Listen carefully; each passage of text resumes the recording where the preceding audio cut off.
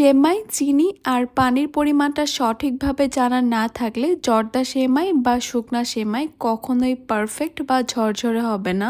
আসসালামু আলাইকুম everyone, welcome to Afsara's mini kitchen.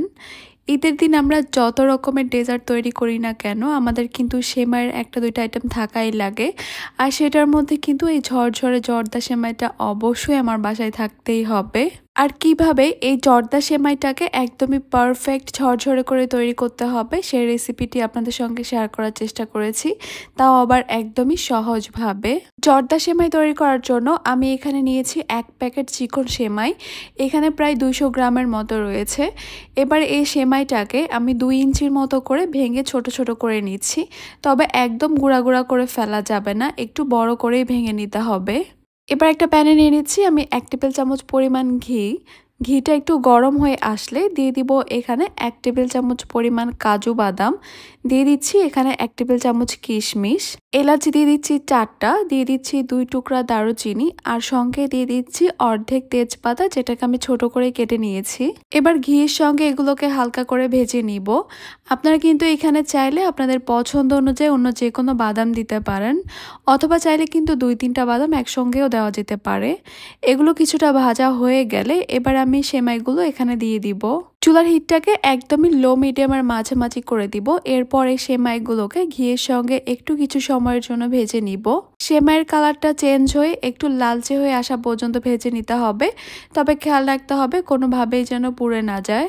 শুরুতে ভেজে নেওয়ার সময় একটু অসুবিধা হবে, তবে কিছুক্ষণ পরেই কিন্তু এটা নর্মাল হয়ে যাবে। সেমাইগুলোকে একটু হালকা হাতেই নাড়াচাড়া করতে হবে যেন সেমাইগুলো একদম ভেঙে গুঁড়িয়ে না যায়। ভাজতে ভাজতে মোটামুটি কালারটা এরকম পরিবর্তন হয়ে আসলে বুঝতে হবে যে সেমাইটা ভাজা হয়ে গেছে, আর বেশি এগুলোকে ভাজার কোনো প্রয়োজন নেই। ঠিক এই পর্যায়ে আমি এখানে দিয়ে দিব 1/2 কাপ চিনি, সঙ্গে দিয়ে দিব এই যে এখান থেকে 1 চিমটি পরিমাণ লবণ। আবারও ভালোভাবে নেড়ে চেড়ে অপেক্ষা করব চিনিটা সম্পূর্ণভাবে গলে যাওয়া পর্যন্ত। চিনিটা গলে যাওয়ার পর কিছুটা পানি বের হবে আর সেমাইটা একটু নরম হবে। এরপরই কিন্তু বুঝতে পারবো যে এখানে আরো কতটা পানি দেওয়ার প্রয়োজন রয়েছে। এবার পানি দিয়ে দিচ্ছি এখানে 1/3 কাপ, দিয়ে দিচ্ছি 1/3 কাপ কুড়ানো নারকেল।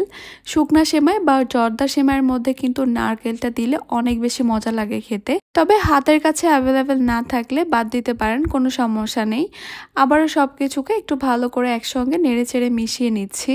আমি এখানে যেই পরিমাণে পানি দিয়েছি আমার এই সেমাইগুলো সিদ্ধও হয়েছে আবার ঝরঝরেও হয়েছে, তবে সব ব্র্যান্ডের সেমাই কিন্তু এক হয় না, তাই হয়তো এখানে আরও 1-2 টেবিল চামচ পানি বেশি লাগতে পারে। তাই প্রথমেই অনেক বেশি পানি না দিয়ে অল্প অল্প করে পানিটা দিবেন যদি প্রয়োজন হয়। পানির পরিমাণটা কম হলেও পরেও দেওয়া যাবে, তবে বেশি হয়ে গেলে কিন্তু সেমাইটা আর ঝরঝরে হবে না, একদমই নরম হয়ে যাবে। এরপর আমি 10 মিনিটের জন্য এই সেমাইটাকে ঢেকে রান্না করব। 10 মিনিটের মধ্যে কিন্তু আমি কয়েকবার ঢাকনাটা তুলে একটু নেড়ে চেড়ে দিয়েছিলাম, আর এই 10 মিনিটেই সেমাইটা সিদ্ধ হয়ে খুব সুন্দর রান্না হয়ে যাবে। এখন যেটা করতে হবে, 2টা কাঁটা চামচ দিয়ে এইভাবে সেমাইগুলোকে ঝরঝরে করে নিতে হবে। এগুলো কিন্তু একটার সঙ্গে একটা লেগে দলা ধরে আছে, এইভাবে চামচ দিয়ে ছাড়িয়ে নিলেই কিন্তু একদম ঝরঝরে হয়ে যাবে।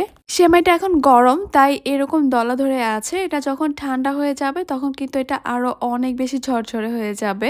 রান্না এখন প্রায় শেষ, আর এই শেষের দিকে দিয়ে দিব এখানে কিছু কিশমিশ আর দিয়ে দিব কিছু পেস্তা বাদাম কুচি।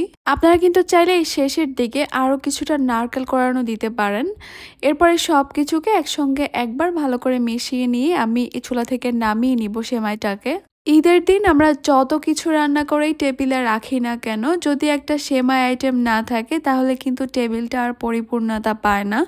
আর যদি থাকে এইরকম একটা পারফেক্ট ঝরঝরে জর্দা সেমাই, তাহলে তো আর কোনো কথাই নেই। পারফেক্ট জর্দা সেমাই রান্না করার একদম A to Z টিপস সহকারে আজকের রেসিপিটি শেয়ার করার চেষ্টা করেছি।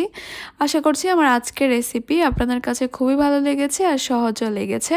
তাহলে আজকে এই পর্যন্তই। সবাই অনেক বেশি ভালো থাকবেন, সুস্থ থাকবেন, সবাই সবার জন্য দোয়া করবেন। আল্লাহ হাফেজ।